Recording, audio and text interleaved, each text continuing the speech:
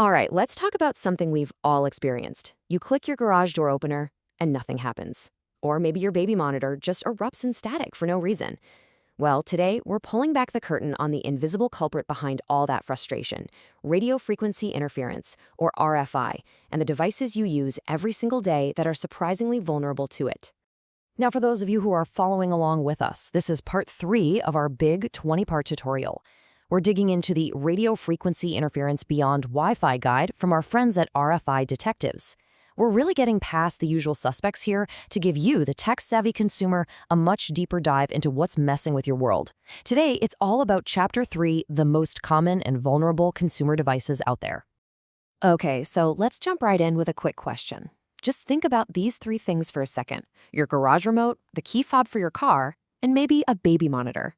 What's the one thing that connects them all? If you were thinking radio frequencies, you absolutely nailed it. They all broadcast signals out into the open air, which, you guessed it, makes them prime targets for all sorts of disruption. And that disruption, well, it can be anything from a minor annoyance to a really serious security problem. So today, we are going on a little tour of your most vulnerable tech. First, we'll cover how you get into your car and home with access and mobility. Then, we're going to move inside to explore the connected home. And finally, we'll wrap up by looking at the systems that are supposed to keep you safe, security and automation. First up, let's talk about the gadgets that are, quite literally, the keys to your kingdom. I'm talking about the devices that control access to your most important spaces, like your car and your home. And where else would we start but with one of the most common dictums of RFI in any home? The good old garage door opener. Come on, we've all been there, right? Sitting in the driveway, clicking that remote over and over again, and getting absolutely nothing. It's maddening. So what's really going on here from a technical standpoint? Well, most of these openers operate in the 300 to 400 megahertz range, and that's a problem for 2 big reasons. First, the remotes themselves have a pretty weak signal, and second, that particular frequency band is like a horribly congested highway, just packed with other devices screaming for attention.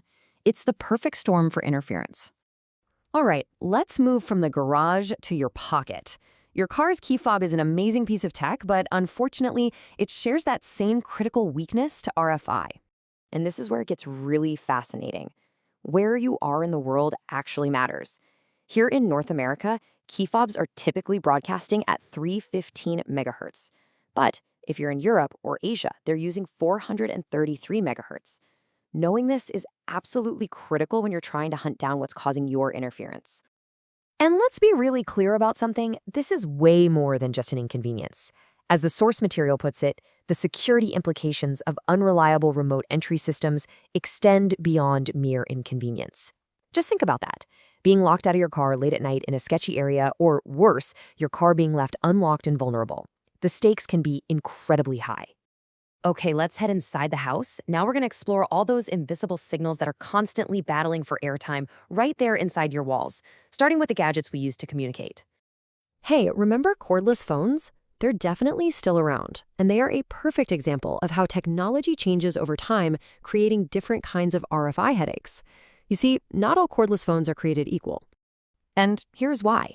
The modern phones that use what's called DECT technology, well, they get their own private dedicated lane on the radio highway at 1.9 gigahertz.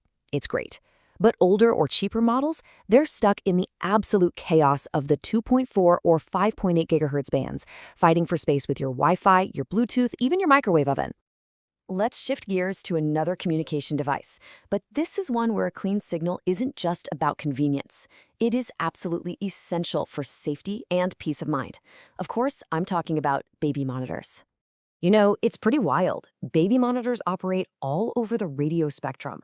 A huge chunk of them are in that super crowded 2.4 gigahertz band we just talked about. Others are down at 900 megahertz, and some of the older ones are way down at 49 megahertz.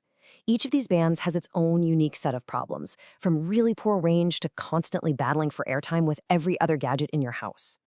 Okay, on to our final category. Let's talk about the systems designed to automate our lives and, more importantly, to protect our homes. Now let's talk about the very systems we trust to protect us. The big trend these days is wireless home security. Yeah, it's flexible, it's easy to install, but it also introduces a huge potential point of failure, that wireless link between a sensor and the main alarm panel. So what does this actually mean for you? Well, think about it. Every single door, window, and motion sensor in your system is its own tiny radio transmitter, and they're often operating in those same crowded frequency bands we've been talking about. If that signal gets blocked, one of two bad things can happen. Either your security is totally compromised, or you're stuck dealing with the nightmare of constant false alarms.